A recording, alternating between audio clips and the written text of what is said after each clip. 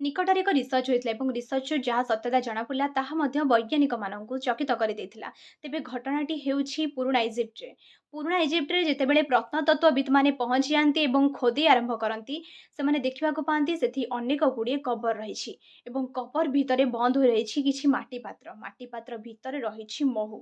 તે ମହୁ ମଧ୍ୟ 3000 ବର୍ଷ ପୁରୁଣା ରହିଥିଲା। ତେବେ ମହୁ ଏବେ ବି କ'ଣ ସତେଜ ଅଛି? ଏହା ମଧ୍ୟ ପ୍ରତ୍ନତତ୍ତ୍ୱଙ୍କ ଭିତରେ ଅନେକ ପ୍ରଶ୍ନ ସୃଷ୍ଟି କଲା ତାଙ୍କ ମନରେ। ଯେତେବେଳେ ପ୍ରତ୍ନତତ୍ତ୍ୱବିତ୍‌ମାନେ ଏହି ପ୍ରଶ୍ନର ଉତ୍ତର ପାଇବା ପାଇଁ ବୈଜ୍ଞାନିକ ପାଖକୁ ଯାଆନ୍ତି ଏବଂ ସେମାନେ ଯେତେବେଳେ ଏହାର ରିସର୍ଚ୍ଚ ଆରମ୍ଭ କରନ୍ତି, ଜଣାପଡ଼େ କି ମହୁ ଏବେ ବି ସତେଜ ଅଛି ଏବଂ ଏହା ଖାଇବା ଯୋଗ୍ୟ। ତେବେ ମହୁରେ ଥିବା କେମିକାଲ କମ୍ପୋଜିସନ୍ ଯାହାକି ମହୁକୁ ଏବେ ବି ସତେଜ ରହିବାରେ ସାହାଯ୍ୟ କରୁଛି।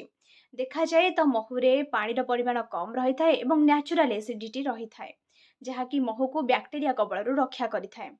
ଏହାଛଡ଼ା ଯଦି ଆପଣ ଦେଖିବେ କୌଣସି ବି ଖାଦ୍ୟ କିଛି ଦିନ ରହିବା ପରେ ବ୍ୟାକ୍ଟେରିଆ ଦ୍ୱାରା ନଷ୍ଟ ହୋଇଯାଇଥାଏ। ମାତ୍ର ମହୁରେ ଏଭଳି କେମିକାଲ କମ୍ପୋଜିସନ୍ ରହିଛି ତାକୁ ଆଜି ବି 3000 ବର୍ଷ ପୁରୁଣା ମହୁକୁ ସତେଜ ରଖିବାରେ ସାହାଯ୍ୟ କରୁଛି।